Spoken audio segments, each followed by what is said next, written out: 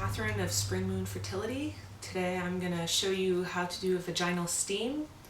Vaginal steam is a traditional method of essentially administering herbs, but through the steam of a tea.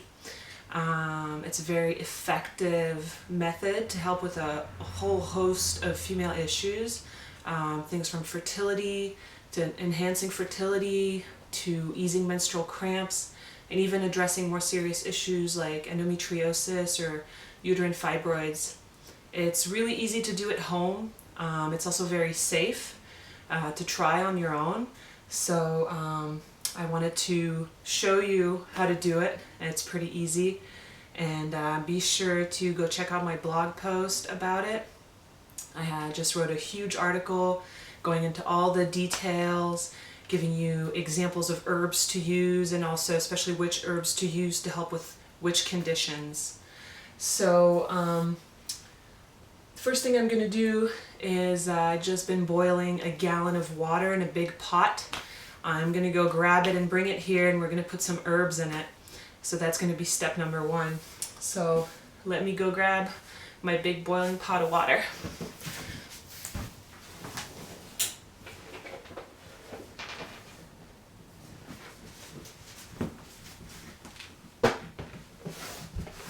So this just came off of the stove, still going a little bit.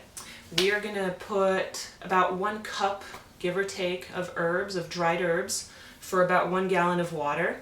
I'll be honest, I don't always measure my herbs. I often just kind of go approximately.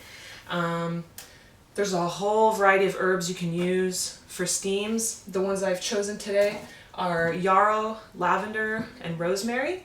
So I'm going to put about 1/3 cup of each herb into the water.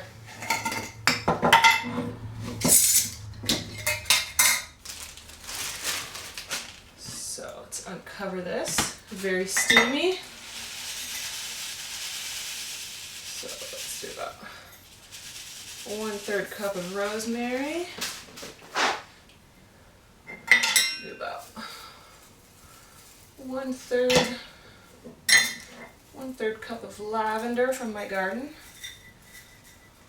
That's about right. I'm making a mess here. And about 1/3 cup of yarrow, which is one of my favorite medicinal plants. That looks about right too. I'm gonna set these aside. Alright, I'm going to mix this in, make sure all the herbs are covered, and trying to do this as quickly as possible, not to lose too much steam. So now I've covered this back up, I'm going to let it steep a little bit. So I'm going to let it steep probably 5 to 10 minutes maximum, because we don't want to lose too much heat. And the next step is to get set up in a way so that we can sit above the pot of steaming herbs so that we can receive the steam. So obviously this should be done naked from the waist down. I'm not going to do that for this video, but I will still show you approximately how we could do it. So one easy way to do it without any special equipment is to use a regular old kitchen chair and simply sit on the edge of it, so the very front, and you would sit with your legs slightly open, again naked from the waist down. And when you're all set up, you would make sure to grab a warm blanket. So I got my blankets here. Let me move this over a little bit. And you want to wrap yourself up in it really well. So all the way around, tuck that in behind you. Get all the little holes around you, and you're essentially creating a little steam room. So once you're all set up, you would reach in, just remove the cover, and relax. So you would just sit and enjoy the steam. At this distance, like where I'm sitting now, there's not too much concern with it being too hot. However, if it does feel too hot, you can either wait a little longer or just pull the pot out a little bit. You don't want to be too much further than this from the pot. It's obviously stronger the closer you are to it, but this distance is probably just fine. During the steam, it's important to make sure that, first of all, that you're warm. It might even induce sweating, which is a good thing. You want to make sure you don't lose any of the steam, so that's why you're going to be kind of closing in all the little nooks and crannies around the pot. Make sure you don't get the blanket in the pot of water. And you can even take a second blanket like this one and then cover your upper body with it. So, like this. So that way you're really staying warm, and the warmth from the steam is part of the healing process.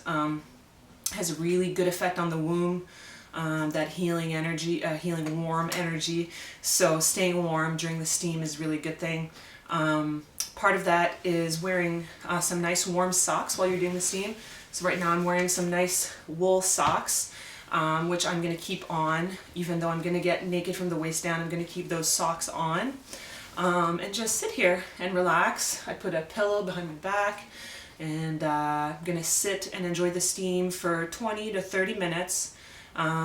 Usually 20 minutes. You know, the steam from the herbs can last at least a good 20 minutes. And you'll see it feels really good. It's very, very relaxing. I like to do it in the evening, shortly, just a little short while before I'm going to go to bed. So I kind of feel like I can absorb all those good herbs and kind of like keep that warmth into my bedtime, and just kind of let it seep in a little longer. So that's about that. One thing I wanted to show you, this right here. So like I said, if you don't have any special equipment to do this, a normal chair will do. You can buy or even make chairs that have a hole in the middle cut out. I've been meaning to do that and simply haven't yet, but you know, you could go to your local you know, junk store and find an old chair and literally just cut out a hole in the middle. That's really the best way to do it, because then you can, you know, push in your pot right underneath it and have it be really close. It's a bit more comfortable than sitting on the edge of your chair, but that obviously works well too. I've also done it by putting the pot in the tub and just sitting on the edge of the tub next to it. But then one other option I wanted to show you, this is something my husband made.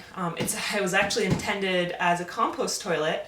And we have used it as such, but we're not currently using it. And it just occurred to me the other day, oh wow, that is the perfect chair for vaginal steams. I don't know why I never thought about it before. But all it is a wooden box. The top section here opens up, so you could open up to put the pot right in the middle. And then at the top of it, there's just a normal toilet seat. So it's pretty comfortable, you know, because of what it is. So very easy to make. So I just wanted to show you guys, because I figured, you know, why not? That's what I'm going to be using from now on for my steams. So glad I thought of using that. So that's about it. My steam is probably ready now. So I'm going to turn off the camera and enjoy my vaginal steam. Make sure you read my blog post for all the details. And send me some comments and questions if you have them. And if you're interested in any recommendations for which herbs to try out for your own unique situation, feel free to contact me. And that's it. I hope you enjoyed this video. Have a good day.